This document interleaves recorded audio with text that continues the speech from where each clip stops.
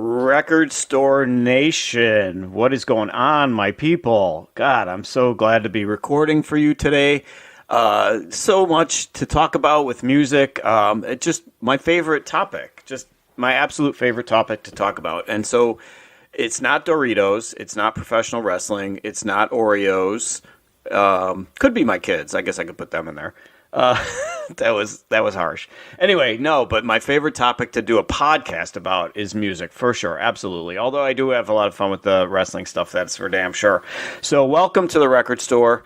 It hopefully the love of music bleeds through on this because I do love doing the show, and as well as analyzing all the music that is built up on the wall. I might need a bigger wall. I mean, I'm going through a growth spurt, I guess, as it were.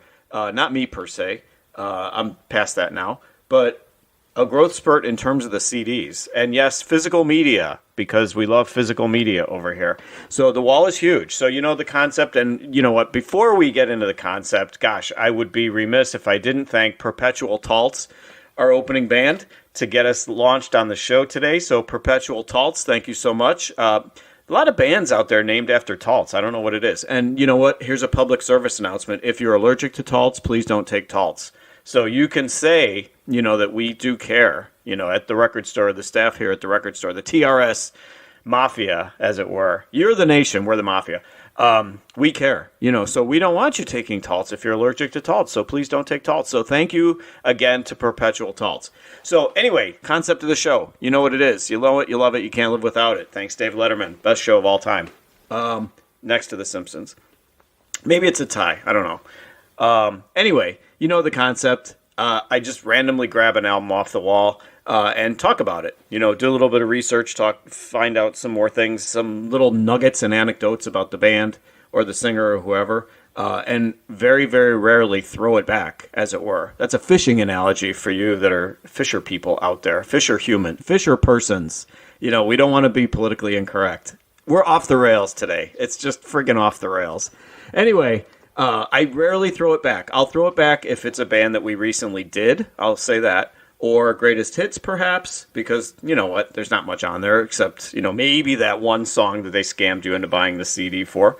I usually will do the live albums. I don't know that I haven't done a live in a while, but I'll usually do the live albums. There's no reason to throw that back. But the only reason is, like I said, if I did U2 like 3 episodes back or something, another great band, 3 episodes back, saw them last year with Candlebox, if I'm not mistaken. Anyway, but I'll rarely throw one back unless we've done it too repetitively with that band or if it's greatest hits, which I do only have a few. I don't have too many greatest hits albums, but, I am the sucker that will buy that, Badfinger greatest hits album because it has the one new song. And I don't know why I thought of Badfinger right there. That was a real reach to come up with them. So anyway, do a little bit of research, learn a little bit more about the band than I even knew, and hopefully that you even knew, unless you're a complete Badfinger devotee. So, and we're not doing Badfinger today. I don't know why I keep going back to them. Although we've done them in the past. They're awesome. And then just talk about the music track by track and see if it's an album that I listened to, if I listened to it recently, because lo and behold, there are albums in my collection because it is thousands of CDs that I have not listened to. So this is sort of a cleansing exercise for me as well, to listen to CDs that are in my collection that I have not listened to, or if it's something that I've listened to a million times, like Rumors or Tusk. So, all right. So what are we talking about this time? It is the band Chicago. I live in Chicago, so there is definitely a partiality to Chicago. I like Chicago. I've always liked Chicago. The album is Chicago 36. Can you believe that? And it has the subtitle Now. So as Chicago famously had that logo, that very famous cursive logo that they've had for decades now, because they started in the late 60s. So they've had that cursive cool font logo for many years. And primarily most of the albums had Roman numerals as their titles. So this one is XXXVI, so it's 36, and the subtitle is Now. So first of all, I will say this. The album cover is an eyesore on this. It is like all these black and white. You've got this classic logo in all of rock. You've got this classic logo. There's certain logos that stand out. Kiss is another one that you always can see that logo all the time. They had one logo that really drove it home. And for Chicago, it was that big fat letters, that big cursive letters thing that they had for many decades. And so it's in there, but this thing looks like a freaking Rorschach test. It's these black and white cubes. It looks like Cheap Trick threw up. Cheap Trick meets Alice in Wonderland and threw up because it's all these black and white cubes. It's literally an eyesore. It's hard to look at. You barely can even make out the logo Chicago on the album cover. It's just terrible. So, but here's the thing. Inside it folds open, and inside of it, there's all these beautiful shots. Beautiful photography inside the album cover. There's all these shots of fall in what I'm assuming is Illinois, but all these great shots of fall. There's one from way out in the sky looking at the earth. Great shots. An innocuous picture of a jean jacket with buttons on it and stuff. So why aren't any of these the cover? It's like, I guess controversy creates cash, as they say. So, but I'm telling you, this, like, if I see this in the record store, if I wasn't going into the record store to buy Chicago, a Chicago album, I would look away from this because it's just such an eyesore. So anyway, they could have gone with any of these other pictures inside, any of them. They're such beautiful pictures. The one looking down on the earth, the fall shot of it's like a forest or something in Illinois. Just a beautiful picture. And they didn't go with that. They go with this freaking eyesore, both front and back cover of these black and white cubes and burying the logo in there. Just awful. So anyway, I'm going into it with a negative frame of mind just because the album cover is so gross. So this is, it's Chicago 36. So I'm putting a question mark on that. We'll get back to that. It was released in 2014. As I was saying, Chicago was formed here in Chicago in 1967, so 57 years ago. Pretty cool. Always had a unique sound. They always featured the horns all throughout their career. They've always leaned so heavily on the horn section. There were 7 members originally in Chicago. There's 9 members on this album. And surprisingly, 57 years later, there are 4 original members still in Chicago. So Robert Lamb, keyboardist and the lead singer now. Lee Loughnane. It's like one of those weird names to pronounce. Loughnane. He's the trumpet player. James Pankow is the trombone player, and Walter Parazader is the woodwind. So 3 of the original members that are still in the band are horn players. So there must be something about horn players live longer or something. Plus Robert Lamb, keyboardist and singer. So many others have played with them over the years. There have been many other singers. Peter Cetera, one of the most famous ones that was with them. Peter Cetera broke out and got huge. We'll talk about him a little bit. And then Terry Kath was one of the original members and was one of the original singers. But Terry Kath sadly had drug problems in 1978, was literally playing with his gun collection and accidentally shot himself and killed himself. So really sad story there. It broke the band. It broke them. They considered quitting altogether because they were so devastated by the loss of Terry Kath. Of all people, and I did not know this, of all people, Doc Severinsen, the former band leader of The Tonight Show, convinced them to continue on. And they did. They stayed together, and here we are. 57 years later, we still have something of a Chicago is still out there and still recording. They had an album like 2 years ago. So if you look at the record book, Chicago ranks at number 13 in terms of Billboard singles all time. So that's pretty cool. 13, like out of all the performers that have that have charted on Billboard, 13 most singles that they've had over the years. 100 million albums sold. So very cool. Again, there's that very cool, unique logo, very memorable, and almost all the albums had the Roman numerals as the titles. So they were nonstop releasing in the 70s. It was essentially an album a year in the 70s, and the hits just kept coming. 25 or 6 to 4, Just You and Me, Saturday in the Park, Make Me Smile. Just fantastic stuff, and you hear it to this day on classic radio, classic rock radio. You hear their stuff all the time. So just, again, a great, unique sound. They started gradually softening. I think it was the Peter Cetera influence. 1978 essentially was when it marked kind of a move for them, more from the jazzy rock sound that they kind of started with to a more pop and ballad. They like completely flipped the script and went pop and ballad around 78 or so. But then there were still more hits. After that, there were still more hits. Hard Habit to Break, You're the Inspiration, Hard to Say I'm Sorry. So many hits even after they had kind of a format change, or a musical styling change, I guess, if you will. So it was just an obviously different direction. The horns were shifted to the background. They were still there, and those three guys that I mentioned earlier, they were still in the band, but definitely de-emphasized, and it was more about the piano, and it was more about Peter Cetera and getting over with his voice and the ballad. So there is Muñeca. I was hoping she would make an appearance today because this week is Muñeca's 17th birthday. That is an amazing accomplishment for my dog. So wishing many more happy birthdays to Muñeca for her 17th birthday this week, and more treats for her this week too. So anyway, but back to Chicago. There were many tours. They have recorded albums, and they've been releasing well into the 2000s. They were inducted into the Rock and Roll Hall of Fame in 2016. Many members have retired. Many members have just simply left the band. A handful of them have actually passed away, which is sad.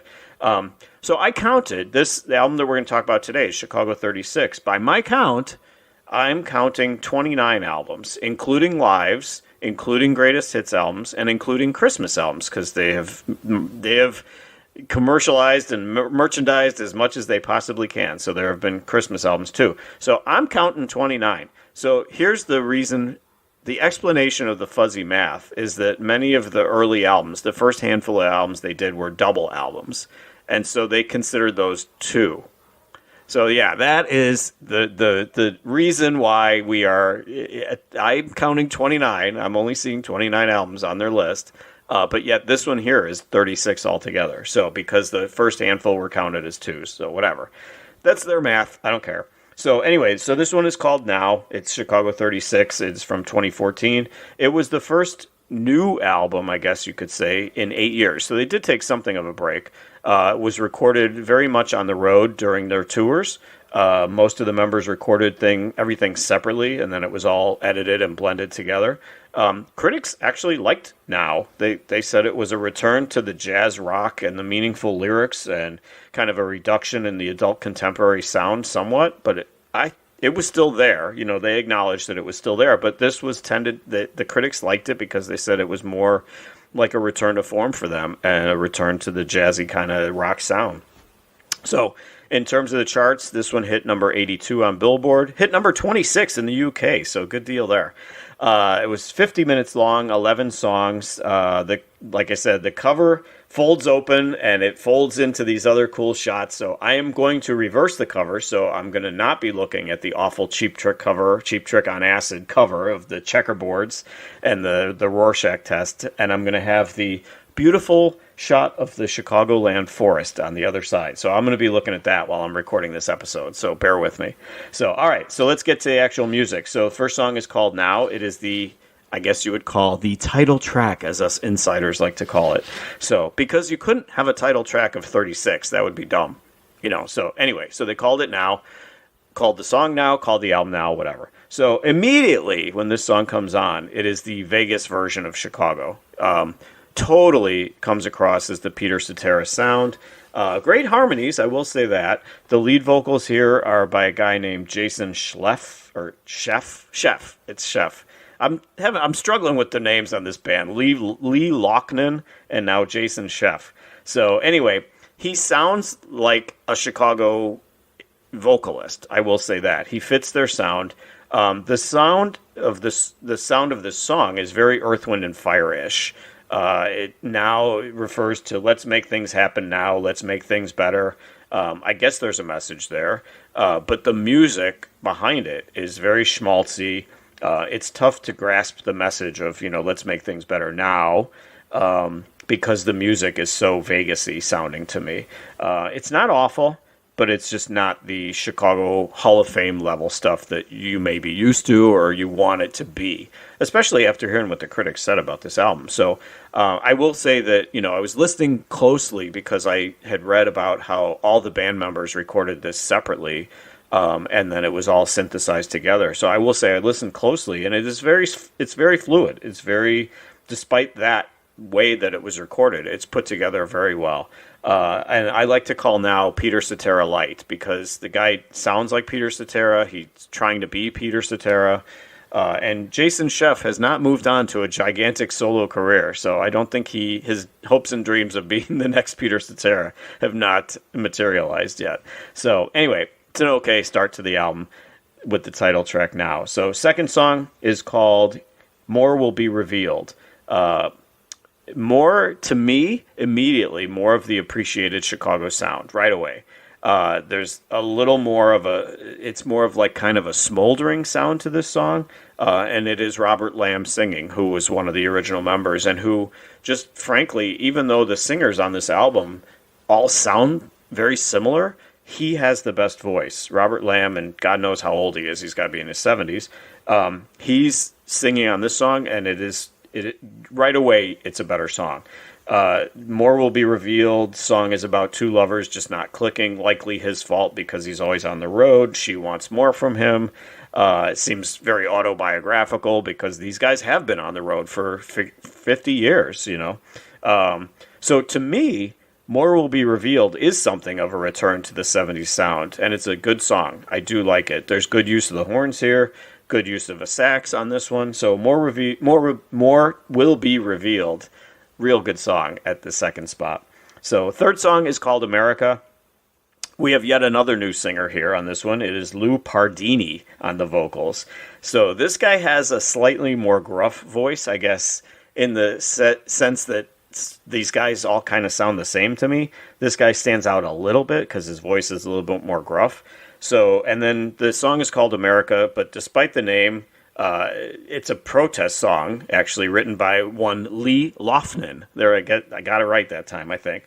So he's protesting and he's pissed, and they're singing about the mistrust of our leaders. We need to stand up for our rights and make Congress work for us instead of the other way around. So, but all of this is with this smooth jazz backdrop. So I just feel it's kind of incongruent to me. This pissed off lyrics about protesting the bad things about America. And yet you've got this schmaltzy, Vegas-y, smooth jazz kind of backdrop as far as the music goes. So kind of a misfire as far as that goes for me. Not a horrible song per se, but just the incongruence of the music being so sappy and schmaltzy, and then the lyrics being so pissed off. So it kind of just doesn't come together for me. So anyway, all right, we're at the halfway point. We are going to flip the album over. We're going to pay some bills, and we will be right back with side 2 of Chicago 36. Now, that's the name of the album, not saying right now. But anyway, we're going to take a break. We'll be right back, guys. Join us. Stay with us at the record store. All right. Thank you to our sponsors now. Thank you to our sponsors for paying the bills and keeping the lights on over here, keeping me in the flamin' ramen soup. Or, if you know me, you know I don't eat that flamin' hot stuff. So Frito-Lay, what is going on with that? Why does everything have to be released in a flamin' hot version? We don't need all that. Give me the regular. I still need the bacon Funyuns. Come up with the bacon Funyuns. Quit with the technology of the flamin' hot Funyuns. I don't need that. I need bacon Funyuns. Make bacon everything. Anyway, all right, back to our album here. It is Chicago. Welcome back to the record store, by the way. It is Chicago 36 Now is the name of the album. It is their, 29th album. I get confused on the math. I was told there'd be no math on this record podcast, on this music podcast. So we're halfway done with the album. So our fourth track is called Crazy Happy. This one is back to Jason Scheff on the vocals. He sounds a lot like Lamb, which is, I think it's a plus because, like I said, a couple of these guys sound very similar. There is yet another vocalist still to come. But the song is all over the place. Crazy Happy is all over the place. It has the mellow, jazzy sound. The message of the song, does he love her? Is she crazy? Is he happy? Pretty much all of the above. So Crazy Happy, just kind of there for me. Didn't really do much for me. Another Jason Scheff, kind of song. So, all right, then we go to another highlight of the album, actually. The fifth song is called Free at Last. So it has a really promising guitar open. The horns come in, so this is good. Starting off so far so good, I'm thinking. Free at Last, I'm thinking this could be maybe a civil rights song. It could be something deep. It could be something maybe very important. I don't know. But no, it is about shaking the lifestyle of life in the fast lane, basically. Free at Last. It's shaking the life of drugs and women and declaring yourself free at last, free of that lifestyle. So that is the message of this song, Free at Last. Kind of a, I don't know, is it a tacky use of that expression? I don't know. But this one does actually kind of sound like early 70s Chicago to me. I liked it. I'm partial to the Robert Lamb songs, as we've already established, the songs that he sings, and he sings this one. There's a real nice jam on the really long fade out with a nice jam. So the message actually, if you can get past the title being kind of, confusing, I guess, that it could have been about something more important than just shaking that lifestyle and getting your life together. So the message actually does make sense. And it's actually a good song. To me, Free at Last is one of the highlights of this album. So, all right, sixth song is called Love Lives On. It is back to one Jason Scheff. And by the way, Scheff is not spelled C-H-E-F. It is S-C-H-E-F-F. So extra letters in there. So Love Lives On is another Jason Scheff song. It is totally an acoustic ballad. This is probably the one that, to me, said that this guy was doing everything in his power to be the new Peter Cetera. He just wanted to be the next Peter Cetera. And like I said, do you know Jason Scheff? Have you got any albums by Jason Scheff? Have you heard him on the radio? I don't think he's broken through. He might very well still be in Chicago. I don't know. But it's a very sappy ballad. It's okay. It's a beautiful song. I mean, if you thought that Chicago sold out when they went so heavily into the Peter Cetera material, then this song is not for you. He's singing to a girl, his wife, I'm not sure.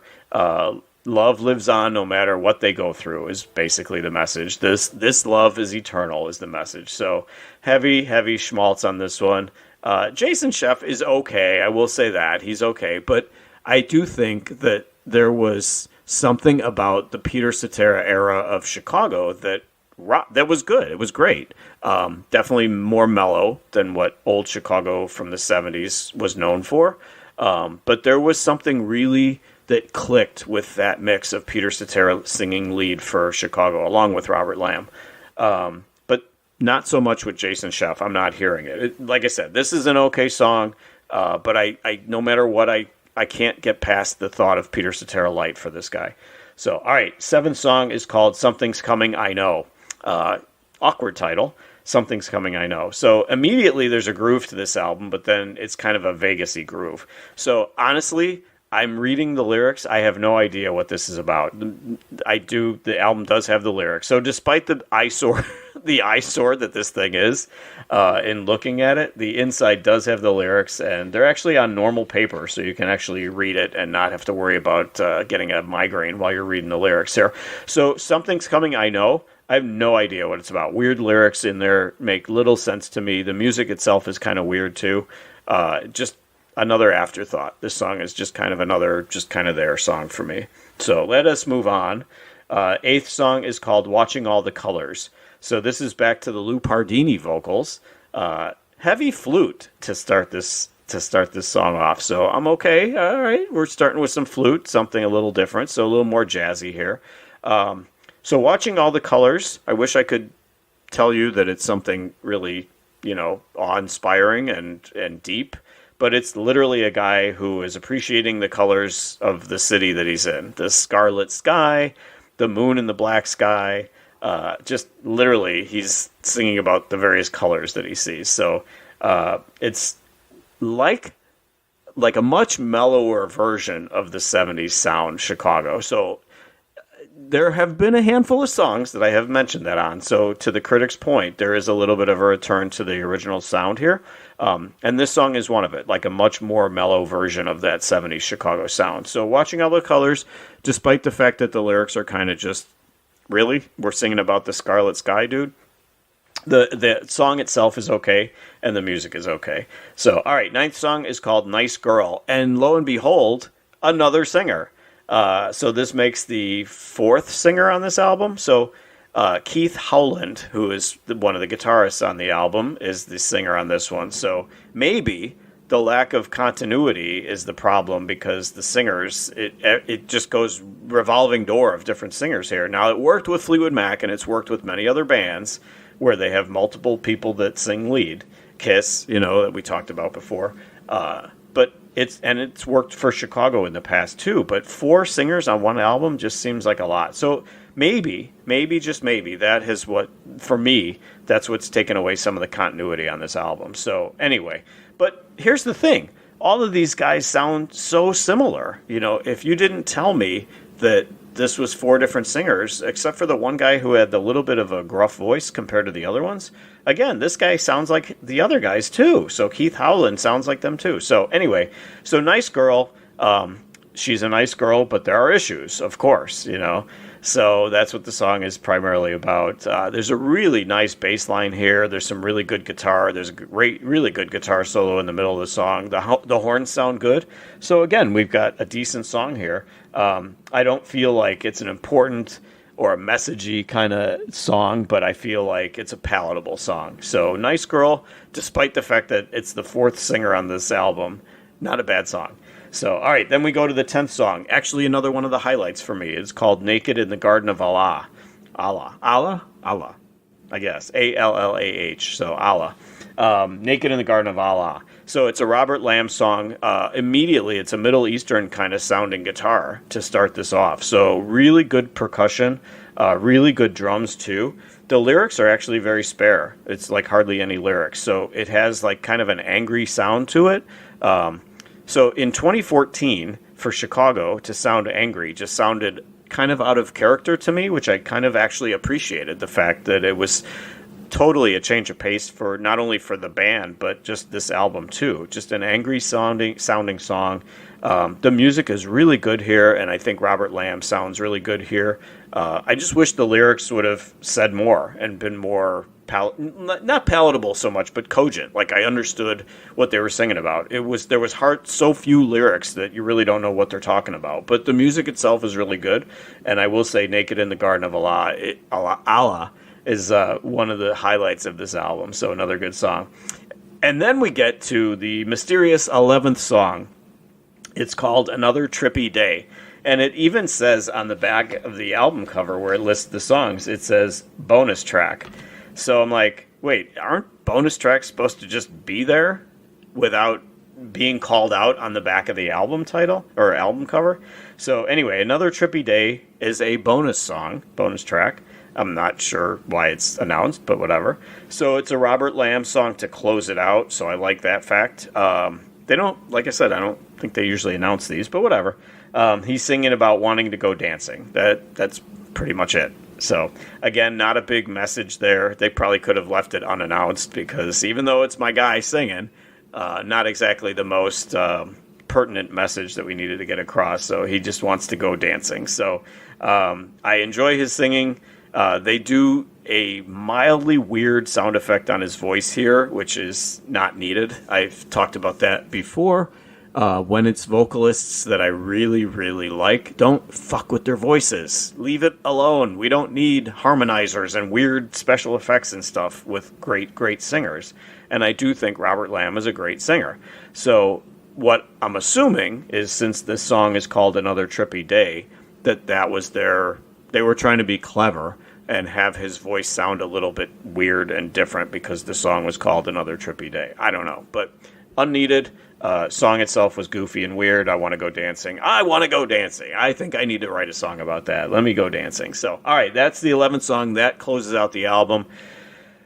The critics said it was a return to the original Chicago sound, and my comment on that is not so much. It definitely leans more towards that soft rock sound of Chicago that was criticized, that people really didn't like that much. The critics hated the Peter Cetera era, although I thought there was definitely a lot of highlights in the Peter Cetera era of Chicago. So I think there were some glimpses on this album. There were some snippets here and there of the great sound of the first, say, 15 years or so of Chicago. But to me, this album is just kind of there. Just there. The fact that it took them 8 years to put this out just kind of really, for me, spells out that this is a shell of the greatness of what Chicago was in the, not only the greatness of the 70s and then the renaissance of the 80s for them too. So 70s and 80s was definitely their highlight eras. And this song, it's mind-boggling that this took them 8 years to put together, and the results are just kind of there. So a couple good songs, don't get me wrong, a couple good songs, but I can't say, if you really want to delve into the catalog of Chicago, definitely delve into the first, the 70s into the 80s, and that's when they really had their best stuff all together. So anyway, that is it for this episode of The Record Store. Thank you guys so much for listening. Thank you, Record Store Nation. Thank you to Brian for producing and making this mess sound better than it is when I record it. And thank you to Chicago for 57 years of music. So even though the last, 2 decades or so have been just kind of there, and there's been some stuff that hasn't measured up, but damn, those 70s and 80s albums were amazing and well deserved that Chicago represents my city in the Rock and Roll Hall of Fame, which I am going to get to that Rock and Roll Hall of Fame. If any of you guys have been to the Rock and Roll Hall of Fame, you got to ping me on Twitter or message me somewhere. I'm out there somewhere. You can find me at ChocolatireLL on Twitter. I got to hear how cool the Rock and Roll Hall of Fame is, because we were supposed to take a road trip out there this summer that fell through. But I am going to get to the Rock and Roll Hall of Fame. The next vacation I take from work, I am going to get to the Rock and Roll Hall of Fame. So thank you again. Thanks to our sponsors as well. And we will join you. Stay with us if you're a Patreon. You will hear what my favorite song on this album was, and you will hear it in its entirety. But stay with us for that if you're a Patreon. If you're not, why aren't you a Patreon? You should be a Patreon supporting all this material that you get for free. So, but otherwise, we will see you next month with another episode of The Record Store. And have a great day, Record Store Nation.